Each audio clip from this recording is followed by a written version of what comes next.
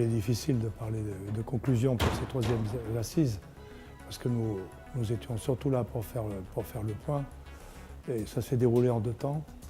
La première conférence a repris un petit peu tous les interventions des principaux acteurs du secteur.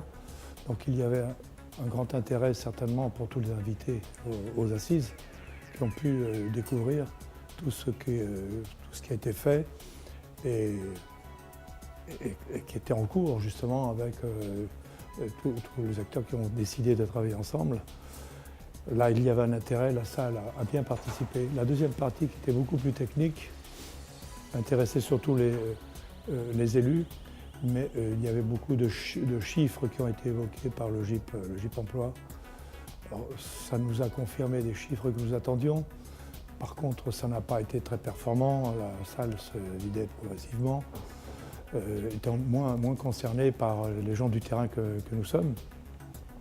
La seule chose positive que les élus peuvent retirer de ces assises, en dehors d'avoir pu informer un auditoire beaucoup plus large que ce qui était au courant jusqu'ici, c'est le soutien total de M. le Préfet vis-à-vis des élus, qui a passé toute l'après-midi à nos côtés. Ça a été fort apprécié et qui a bien fait comprendre qu'il comptait sur les élus pour prendre des choses en main, pour qu'il y ait une véritable gouvernance qui se mette en place pour faire suite à l'association du Grand Roissy. C'est la note, c'est pas une conclusion, mais c'est la note la plus positive. Et ce qu'on a relevé aussi, c'est qu'on évoque depuis 10-15 ans les mêmes problèmes, qui sont toujours sans solution. C'est-à-dire, on fait toujours place, on n'avance pas. Pour les élus, c'est assez désespérant. Alors par contre, la seule chose, c'est que nous sommes écoutés. C'est bien, mais écoutez, mais il ne peut pas y avoir de suite. Alors les élus, on ne peut pas être satisfait. Et le seul encouragement, c'est le signe du préfet.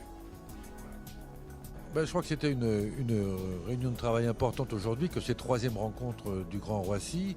Elle portait sur le développement économique, mais aussi sur la formation. Tout l'ensemble des acteurs étaient présents et je crois qu'il y a une prise de conscience collective qui s'est faite que, au-delà des projets, au-delà des analyses qui ont pu être faites dans les années précédentes, on est maintenant passé au temps de l'action.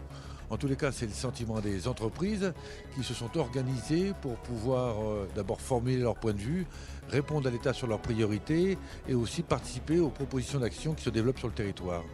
La petite conclusion, la conclusion qu'on pourrait peut-être prendre en compte, c'est de dire nous avons fait pas mal de choses.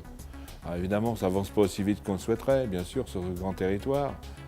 Mais je crois qu'en fait, on vous l'a démontré, il reste tellement de choses à faire, mais c'est tellement enthousiasmant.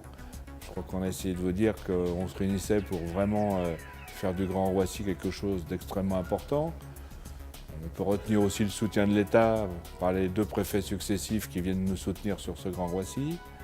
On peut dire aussi que les conseils généraux et la région viendront aussi nous aider sur ce développement formidable et que nous, on attend de tous les élus de continuer à travailler ensemble pour prendre un peu en main cette fameuse gouvernance dont on a fort besoin sur le territoire.